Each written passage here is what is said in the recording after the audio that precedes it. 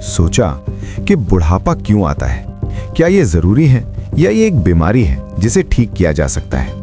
2024 में एक अमेरिकी अरबपति ब्रायन जॉनसन ने एक काम किया जिसने पूरी दुनिया को हैरान कर दिया। उसने हर महीने 2.5 करोड़ रुपए खर्च किए सिर्फ इसलिए कि उसका जिस्म बूढ़ा ना हो। उसने 111 गोलियां रोजाना खाई, हर रात एक ही वक्त पर सोया, हर खाने का हिसाब रखा, अपने बेटे का खून अपने जिस्म में डलवाया और नतीजा, डॉक्टरों ने कहा इस 47 साला आदमी का दिल 37 साल का है। लेकिन ये कहानी सिर्फ एक अमीर आदमी की नहीं। साइंस ने साबित किया है कि बुढ़ापा दरअसल हमारे खुलियों की गलती है। डीएनए में एक घड़ी होती है जिसे टीलोमियर कहते हैं। जब ये घड़ी रुकती है तो बुढ़ापा शुरू होता है।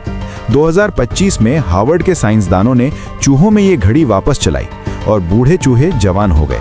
उनकी आंखें दोबारा देखने लगी, उनके बाल वापस आ गए, उनकी ताकत लौट आई।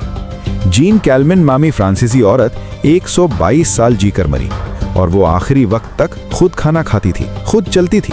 आज साइंसदान कहते हैं 150 साल की उम्र मुमकिन है। लेकिन एक सवाल है जो साइंसदान नहीं पूछते।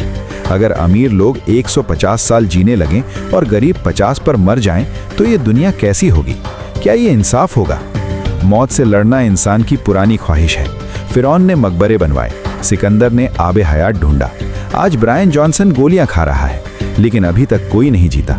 शायद असल सवाल ये नहीं कि इंसान कितनी उम्र तक जी सकता है, असल सवाल ये है कि वो उम्र किस तरह गुजारता है, क्योंकि 100 साल की खुशी 50 साल के दर्द से बेहतर है।